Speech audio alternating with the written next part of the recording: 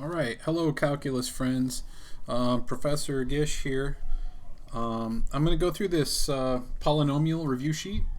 I think it appears you did some of polynomial stuff previously, but I just really want to make sure we know all of this really well. This is a key concept for a calculus class.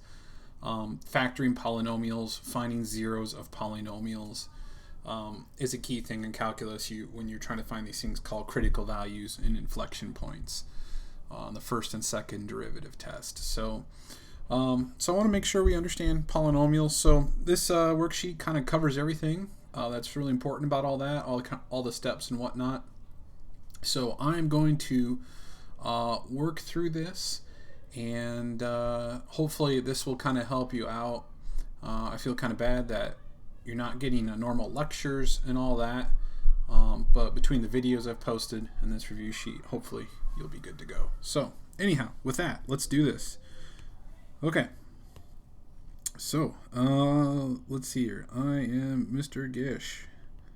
Got that out of the way. So I'm doing this on my iPad, and should work out pretty well. So okay, so let's consider this polynomial.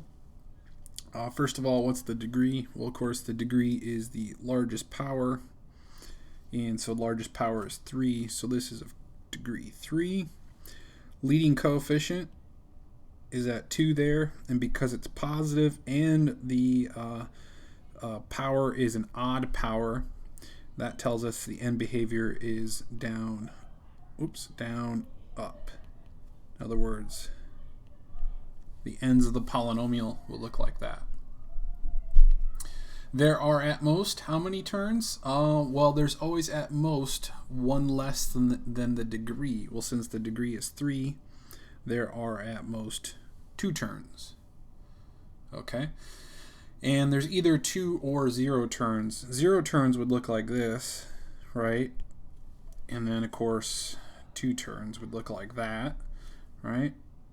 And then you can't have 1 term, because if you had 1 term, then the end behaviors would be the same, and so that's not possible. So there's either 0 or 2 terms. All right, but there's at most 2, which is what we care about. How many zeros? Well, there are at most 3, which is the degree of the polynomial, right? And now, there must be or may not be at least 1 0. Well, because it's odd and the end behaviors are opposite, there must be at least 1. Because eventually, with the end behavior, you're going to have to cross the axis, right? So that's why we know there's got to be at least 1 real 0, right? Okay, let's use Descartes' rule of signs and the rational root theorem, and see if we can break this thing down. So let's see if I can organize this well for us. So Descartes.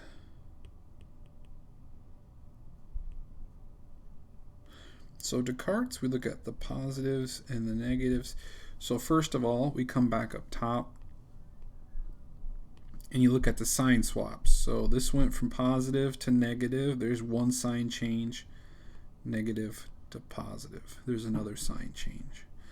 So there are 2, and then you subtract by 2. So 2 minus 2 gets us down to 0. So there are 2 or 0 positive real roots. Okay. Then we plug in a -1 for x, and -1 to the third is what? That's a -1. So that's going to change the sign. So this changes the signs on all the odd powers. So now this becomes what? A -2. -1 squared is 1, so this still stays negative. Constants stay the same, and so now we have 1 sign change. And so that tells us there is 1 real root. So we know we have 1 real root, which makes sense, because up here there must be at least 1 0. And so we know that 1 0 gets locked in. There must be at least 1 -1, apparently. Okay, now rational root theorem. Okay.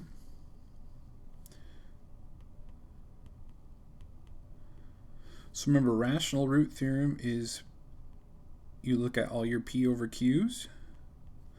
It's plus and minus. And so p are the factors of the constant, and q's are the factors of your leading coefficients. So we're focusing on these two guys, right? And so the factors of 8 are 8, and then I like to start with over 1, because 1 is a factor of 2. So 8 over 1. 4 is a factor of 8, so 4 over 1. 2 is a factor of 8, and 1 is a factor of 8. Of course, I could reduce all of these, and then now I need to redo it. And then 8 is a factor of 8, right, over 2, because 2 is a factor of 2.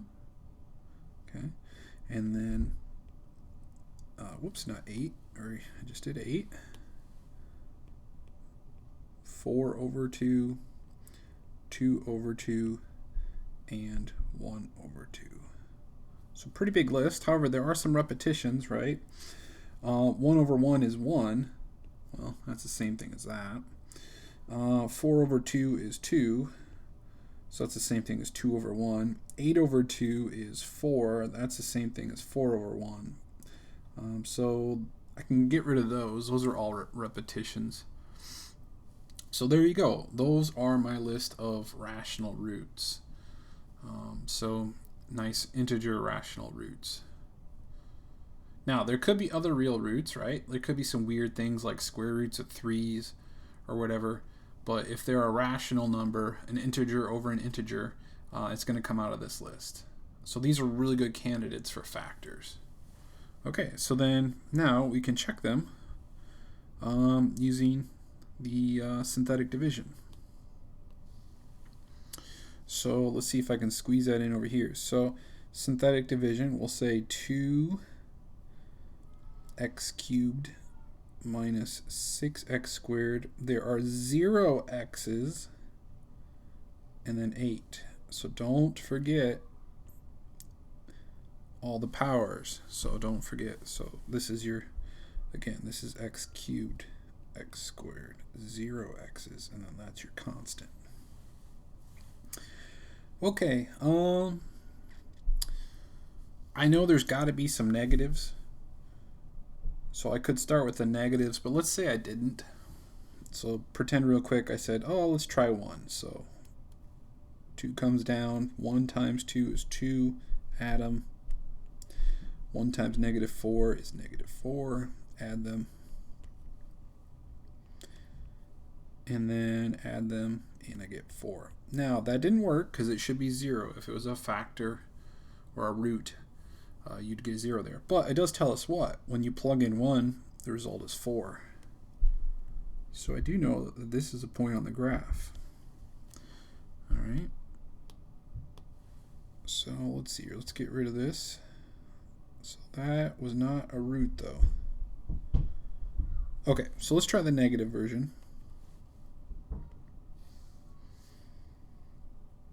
Negative 1 times 2 is negative 2. That's negative 8. Negative 1 times negative 8 is 8. Add them. Negative 1 times 8 is negative 8. Add them. Aha! So that tells me this is a root.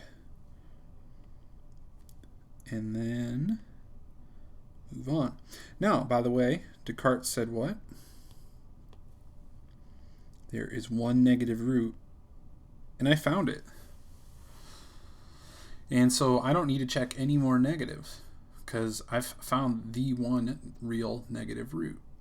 Okay, so now if I'm going to check anything else, it should be a positive. And so what else could I check? Well, I could check some more stuff, but at this point, what I have there is a quadratic. And I know how to factor quadratics pretty well. So actually, I'm going to rewrite this thing as what? X plus 1. Okay. Remember that if this is a root, then its opposite is a factor. right? Because if you plug -1 into that, -1 plus 1 is 0, which gets you 0, which is why it's a 0 or a root. Okay, anyhow. And then what's left? 2x squared minus 8x plus 8. And so if I factor, I could pull a 2 out of that, so that's equal to what? 2 times x plus 1 times x squared minus 4x plus 4. And I believe I can factor that.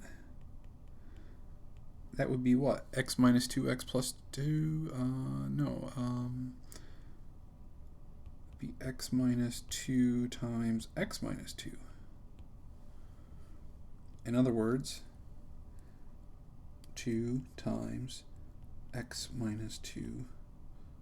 Whoops. Let's try that again.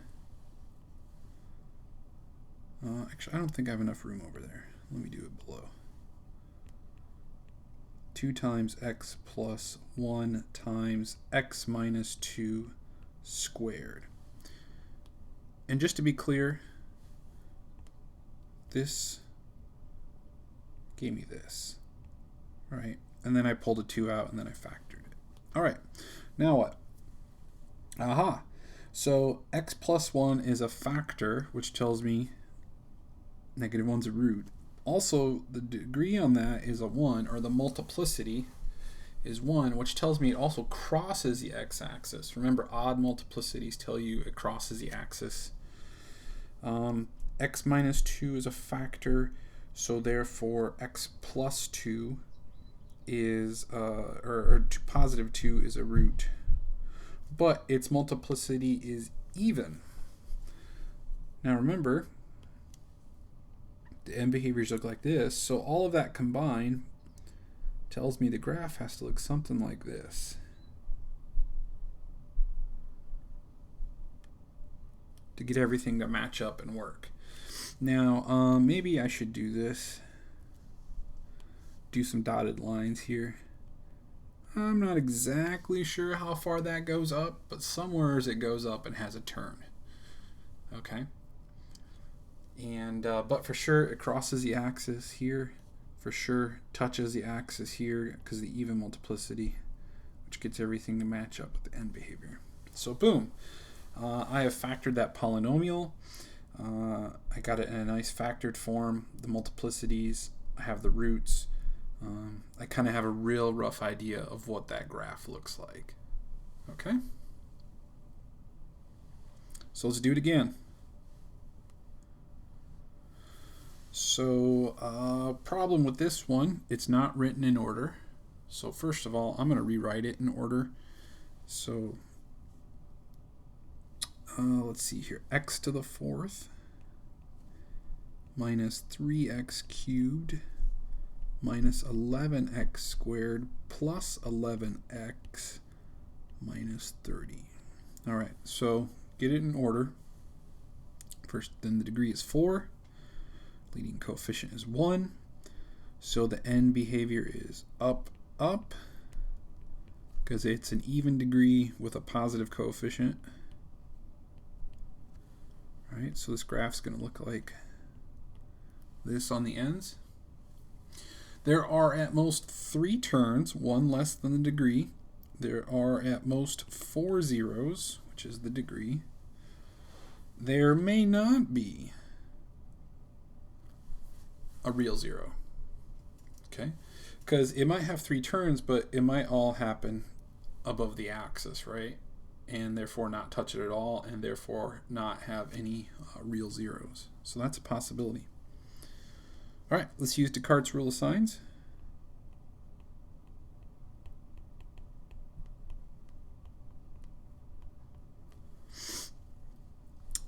And so let's see here. I'm going to use my highlighter. So that's positive to negative, negative to positive, positive to negative. So that is 3, and then you subtract 2 or 1. So there are 3 or 1 positive real roots. Okay. Now if I switch and I plug in a negative x, changes the signs, so that stays positive. That's actually going to turn positive. That stays because it's an even power. That's going to turn negative. That stays because it's a constant. So now how many changes? So here we use the blue one. Positive to positive, positive to negative, negative to negative, negative to negative. Okay, so looks like there is, again, one negative root. All right. Rational root theorem.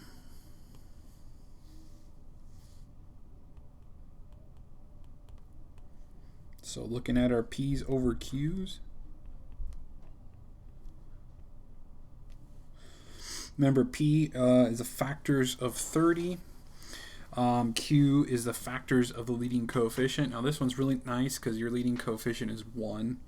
So it's all these are 30 over 1, 15 over 1, etc., all over 1. So I'm not going to write the over 1. So factors of 30 are 30, 15, 10, 6, 5,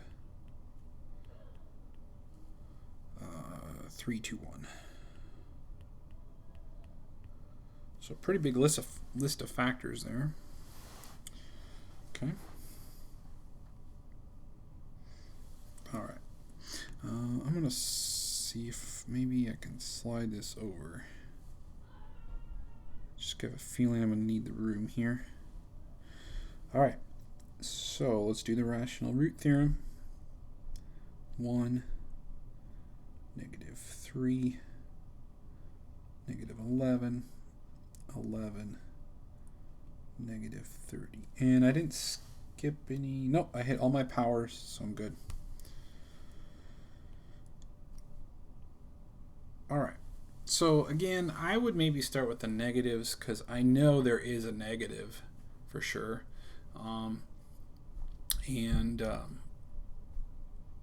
Of course, I guess we do know there's 3 or 1 positives. We don't know if they're rationals, though. Actually, none of these, they might all be like weird square root numbers, right? So none of these numbers from my list might actually, they might all fail. But let's try some. So I guess I could try a negative or a positive. Let's pretend I've been divinely inspired, though, for the sake of time. So I'm like, I'm just going to check a positive 5. Just seems like it's going to work for some reason. All right, so carry the 1 down. 1 times 5 is 5. Add them. 5 times 2 is 10. Add them. 5 times negative 5 is negative 5. Add them. 5 times 6 is 30. Oh yeah. Winner, winner. Okay, so 5 is a factor. So there's one of my positives. And then I can move on, try something else. Oh, so let's just pretend again. Got some divine inspiration. And I'm like, you know what? I'm just going to try negative 3. And so add those. Multiply, you get positive 3. So if I add those, I get 2. Multiply those, I get negative 6. Oh, yeah. And so then again, I'm down to 3 terms. So that's a quadratic. So I think I'll just move on with that. That means this polynomial can be written as what? X minus 5 times x plus 3 times x squared minus x plus 2. So if I get some highlighters here, this is coming from here, right? That's my root, so therefore this is my factor, right? And this is a root, so therefore this is a factor. Yeah, how about I underline the circle so I don't So there's a root, there's a factor, and then there we go. Now that quadratic, can I factor that quadratic? I could try a couple times. Doesn't seem like it, but just to make sure, I could check the discriminant. So remember, the discriminant is the b squared minus 4ac, because that's a square root part in the quadratic formula. So b squared is what? That would be -1 squared, so that's 1 minus 4 times a times c, which is what? That's 1 minus 8, which is -7. The discriminant's negative, which means we're going to get a square root of -7. That's not a real number. That's imaginary. Complex number, negative, right? And the root. So this tells me that this is what? Irreducible. So that means I can't factor it, not with real numbers. Okay, which means I've found all my real roots. Both of these have a multiplicity of 1. So we are going to cross the axis. And so we're going to cross the axis at -3 and at +5.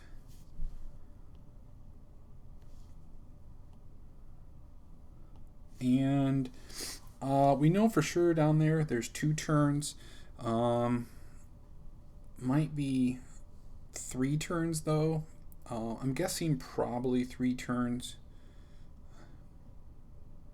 Especially with this irreducible bit down here. So unless we test some more points, we don't know. One thing we could test though, what is f of 0? If I plug in 0, all those x parts go away and you get -30. So this thing does dip way down and hits -30 on the axis. So maybe I could cheat. Say this is -10, -20, -30. So I do know it's going to cross there. So maybe it does something, I don't know. I'm not sure what it does, but it does cross here. Maybe it has some turns like that or something. I don't know. But we got some sort of turns going down there, and so there's either 3 turns or 1 turn. I'm not sure which, but we could plug some points in. But the point being, though, we have a good general idea of what this polynomial looks like. Okay, where the zeros are at, the end behavior, and whatnot. Okay. All right, one more.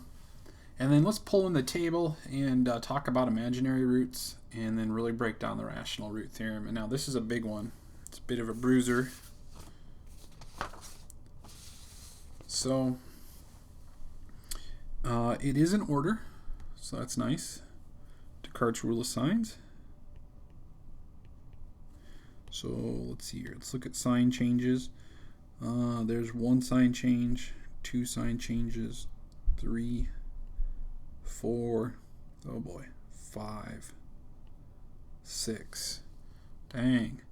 So that means there are 6, 4, 2, or 0 positive roots.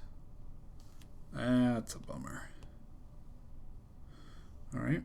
Now if I plug in a -1, again it changes the odd power, so now that's a negative. That stays positive. That turns to positive. That turns to positive. So now what? Negative to negative, negative to positive, positive to positive, positive to positive, positive to positive, positive to positive. Okay, so once again, just 1. It keeps happening. I'm not sure why. Just kind of what happened on here. All right, so if we make a table, there's either 6 positive roots, 1 negative root, and therefore 0 imaginary, because 6 plus 1 gives me 7 total roots, right? And then the next one is there are 4, 1, and therefore 2. Or in other words, 1 pair. Remember, imaginary roots, complex roots, always come in pairs. So if there's two imaginary roots, then they're a pair of conjugates. And there could be 2, 1, and therefore 4, or in other words, 2 pairs, or 0, 1, and 6, in other words, 3 pairs of complex roots, which would not be fun. Alright, so one of these rows represents what's going on with my roots and therefore my factors, right? So let's use the rational root theorem to break it down, and also some synthetic division. Alright, so my rational roots, p over q.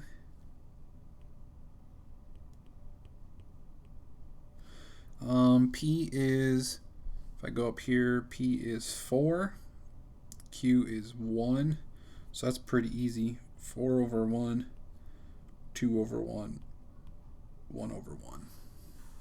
And then plus and minus, of course, of each of those. It's a pretty short list. However, my polynomial is rather large.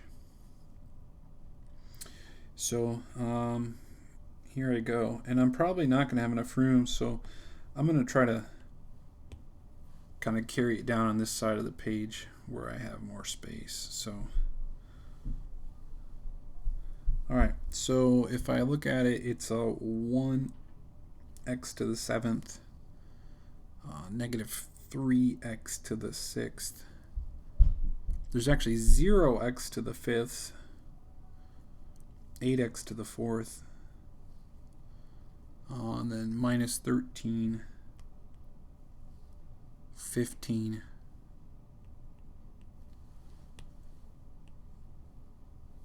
slide this over, negative 12 and 4. So again, one of the big things is make sure you don't forget if there's a missing exponent, you put a 0 in there.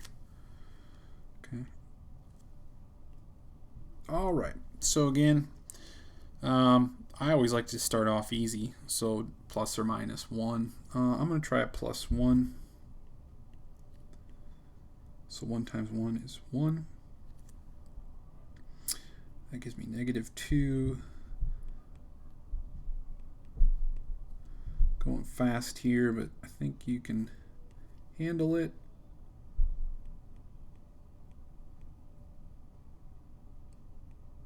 And that's a negative. Oh yeah.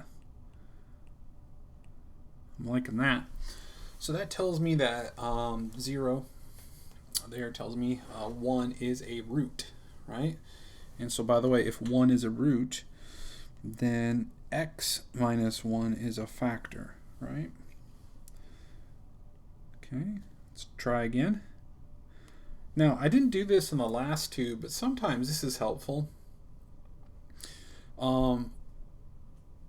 You can have roots that repeat and you have multiplicity, so sometimes it's nice just to try a root again, and that's because it might have a multiplicity, and in this case doing that's going to work out.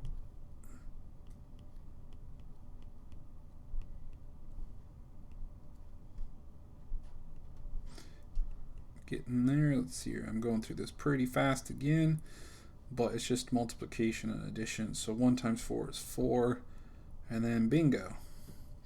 So I know that thing has a multiplicity of 2 now. And what the heck? Because there could be oh, by the way, I've ruled this row out of possibility because I've already found 2 positive roots. So we can't be in that last row. So we're in one of these 3 rows with either 6, 4, or 2 positive roots. And I've actually found 2 of them now. If I can find another, that means I ruled the next row out too. Alright, now just for kicks, I'm going to try one more time.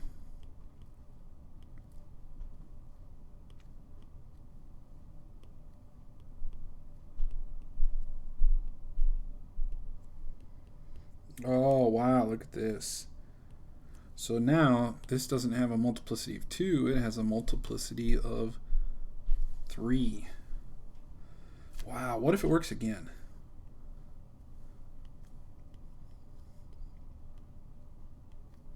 Let's try it one more time.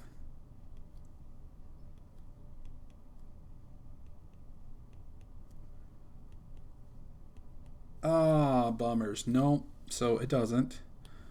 So I know that factor is locked in, and it has at most a multiplicity of 3. So now I can try something else. And again, just going to pretend I've been divinely inspired. So I'm going to try it 2.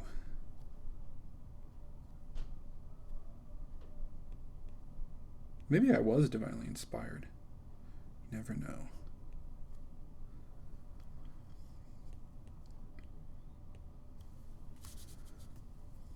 My deity of choice maybe does prefer to bless mathematicians or something. I don't know. All right.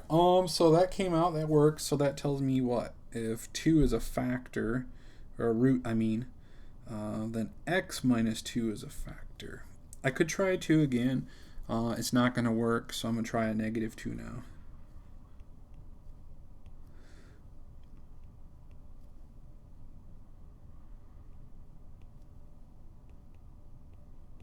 Okay, and so negative 2 is a root. Oh, there's my one negative, by the way. And so x plus 2 is a factor. And then I'm also down to a quadratic, 3 terms. And so that is what? That is x squared plus 1, which x squared plus 1 is irreducible. That's pretty easy to see, because if you subtract 1 over and take the square root, it's the square root of negative 1. So that is irreducible. So boom, I have completely factored this thing. So that's awfully nice. And therefore, what's the graph look like? Remember, degree was 7. Leading coefficient was 1. So the end behavior is like this. X minus 1, so 1 is a factor. You know it crosses the axis. X minus 2, so 2 is a factor. X plus 2, or excuse me, I said factor, I mean root. X plus 2 is a factor, so negative 2 is a root. And then the other one's complex. Again, that's here, so that's a complex root. So matching that with everything, and this was odd, so you have to cross. This is odd, so in fact they're all odds. So that tells me I know this graph's going to look something like this.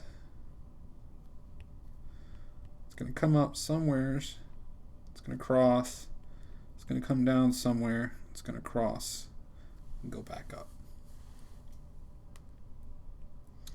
And again, if I want to know specifically where those are, I could test some more points out and see what's going on there. So, okay, friends. All right.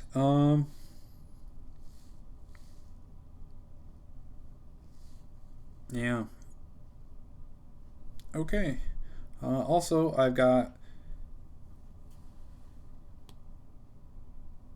See here, I can get a highlighter going here.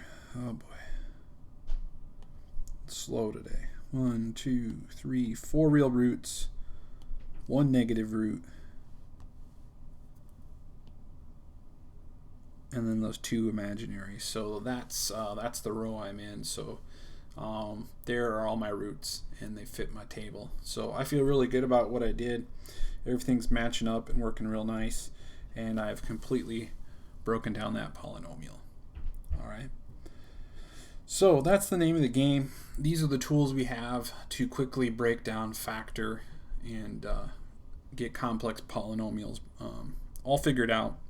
And you know, the idea is to eventually get so good at this, you can kind of almost sort of do it in your head for small ones, and then for more complicated ones like this, with a little bit of work, you can break them down, and then you're good to go.